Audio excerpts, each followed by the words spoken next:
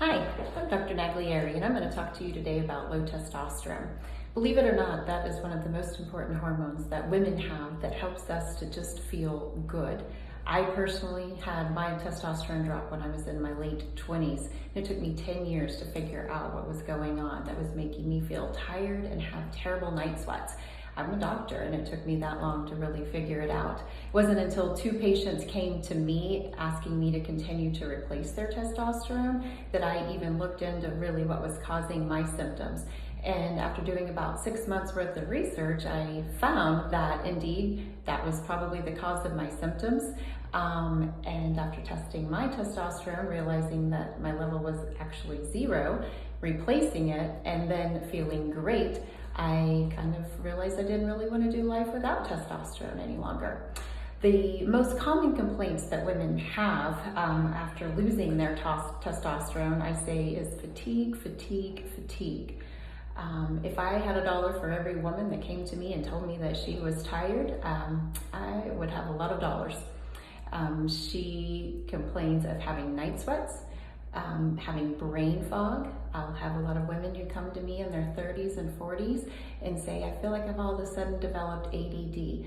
Well, the truth be told is that you probably don't develop ADD in your 30s and 40s. You may have already had some when you were younger, but you don't get it as a new diagnosis in your 30s and 40s. So after night sweats, brain fog, irritability, loss of libido, just feeling like you're kind of past your prime, maybe a little mood disorder, feeling sad, depressed, irritable, having tension, headaches. All of these things come when your testosterone drops, not to mention not sleeping as well as you used to. If you're all of a sudden waking up in the middle of the night when you used to sleep really good, it's probably a hormone change. So I'm going to tell you how you can fix that and how you can feel better. Testosterone levels often drop in our mid-30s to early 40s, oftentimes out of times of stress. Our ovaries stop producing testosterone long before we ever go into menopause and lose our estrogen, which is kind of what really marks menopause historically for women. So that goes away, and these changes tend to come, and women historically just think that we need to live with it, but you don't. There are ways to replace it, and you can feel a lot better. Replacing your testosterone is done really ideally through bioidentical means. For women, there's 2 ways to replace your testosterone. There is a cream, and then there are hormone pellets, okay? The cream is done topically. It's a prescription that you would have prescribed by one of us through a compounding pharmacy such as People's or Hill Country Apothecary. Historically, that'll cost you about $50 a month. You would apply that cream twice a day, if you can remember to do that, to the fatty areas of your buttocks or thighs. It would last about 5 hours, and that's why you want to apply usually a morning and a mid-afternoon dose. We would check your levels at about 4 to 6 weeks once you've started using the cream to see where your levels are achieved, to see if you are getting where we would like you to get. We would have to be careful to make sure that you wash your hands really well after you use the cream so that you don't get it on pets or little people in your life. You don't want to transfer that cream to any of those other living organisms in your family. You also need to know that if you choose the cream, it has, frankly, about a 45% failure rate. Women who use the cream, about half of them don't absorb any of it through their skin, and so don't really achieve any of the benefits of feeling better or the long-term health benefits of having a better testosterone level. The other thing you need to know with the cream is that it can be really unpredictable. One day you might have a level that's okay, another level you have another day you don't really get any from the cream, but it's option that some women just want to try.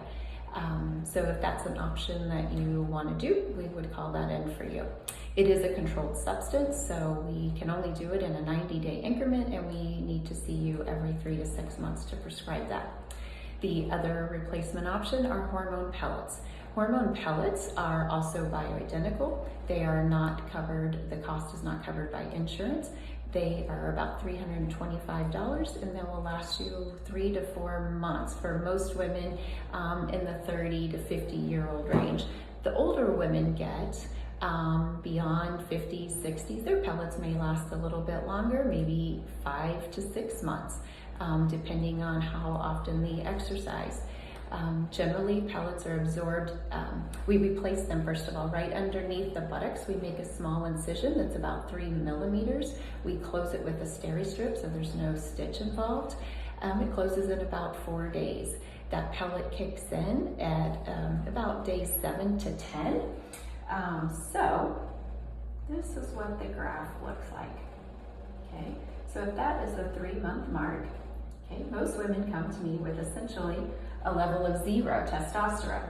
Okay, we get them ideally with the pellets at about 150 to 250. Okay, it takes about a week to kick in, and then they kind of sit in that plateau for that 3-month period, and then their testosterone level will slowly go back down to their pre-pellet level. I personally call that my fatigue brick wall when I start falling asleep on the couch again at 8 o'clock at night. Here, you almost feel like Superwoman, where you feel like you are up in the morning with the kids, maybe exercising early in the day. I personally feel like I'm more focused with my 4 o'clock patients in the afternoons, just like I am with my morning patients. When I get home, my family gets the best of me. I'm not irritable and cranky like I am when I'm down here and I just want to fall asleep on the couch. When you have a cream, you might get to about the 50 to 60 range, and at that you're going to have kind of that sine wave of dosing with the cream if you are one of the, half the people that absorb it at all. So that's kind of the levels that you can expect with your testosterone pellets. In our lifetime, naturally, a woman is going to have a level of about 80 to 100, and that's usually when we're in our 20s. Now, the difference of being 20 years old and having a testosterone level of 100 and being 40 or 50 years old and having a level of 150 or 200 is the fact that your cells are no longer 20 years old. Your receptors are no longer 20 years old. So it takes a little bit more to get the same effect.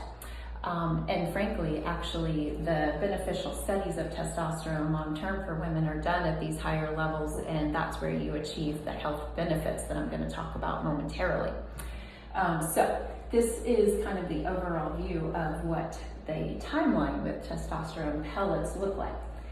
If you were to decide to do a pellet, there's 4 days of downtime after you get a pellet, 4 days of no pools, hot tubs, lakes, or submerging your bottom. You can shower, of course, it's waterproof, but you just don't want to soak it in any water. There's also 4 days that you would take off from any heavy glute workout, running, squats, lunges. You can walk, but you only kind of want to rest your glutes for about 4 days until that pellet kicks in. You don't want to contract those glutes heavily and then kick that pellet out of that little incision that you just paid for. That's the 4 days of downtime for that. $325 for a pellet out of pocket, so that's going to average you out to a little over $100 per month if you get a pellet every 3 to 4 months. So you can average probably about $975, $1,000 a year for your pellets. Okay. Let's talk about side effects of any testosterone. There are 4 things you can expect that could happen with testosterone. Number 1, anything that grows can grow faster. Your hair, your nails. I half jokingly say now you have the energy to shave your legs again, which you may not have had that energy for a while, but that hair is going to start growing a little bit faster. If you have to pluck hairs on your chin or on your upper lip, you may have to do that a little bit more often, but trust me, the trade-off is well worth it. Number 2, 1%, 2% of women can have a little bit of hair loss. That may happen a little bit more at the beginning as things start to rev up and get kind of your metabolism going. You'll notice a lot of baby hairs particularly coming. If you're nervous about hair loss or you're experiencing it, tell us. We can help offset it or fix it for you. You can expect potentially acne for some women if you have historically had problems with acne. I personally have never had pimples. I run my testosterone really high at the 250 range and have never had a pimple. But if that's been a problem with you in the past and you're nervous about that being a potential side effect, just let us know and we'd be happy to either pre-treat you or adjust your pellet dose so that you don't have to worry about that so much. And finally, voice change. I have seen that in the last 8 to 9 years that we've been doing pellets, we've pelleted over 1,500 women. I think I've seen 2 whose voice is potentially a little bit deeper. They still get their testosterone pellets here, but the trade-off for them is also worth it. I tell you that your voice could potentially change in case you're a singer and your octave is super important to you. As far as cancer risk, there are none. In fact, I'm going to talk to you about the long-term benefits of testosterone. I call the benefits of testosterone the front-end benefits and the back-end benefits. Okay, the front-end benefits are helping all of those side effects, all of those symptoms that women come to us complaining of, that they're tired, that they're not sleeping, that their sex drive is gone, that they don't think clearly and they're not present at work, that they're more irritable with their family or their coworkers. All of those things tend to get better when your testosterone is optimized. Okay, so that's the front end benefits. The back end benefits are that we know testosterone is protective for your brain. It decreases your risk of dementia. It reduces your risk of breast cancer. In fact, there is a article on our website about testosterone, a 10-year retrospective study reducing the risk of breast cancer by about 35 to 40%. So bioidentical testosterone is protective for the breast. And we also know that it is very important for the preservation and rebuilding of healthy bones. Women will build their bones up until about their mid-30s.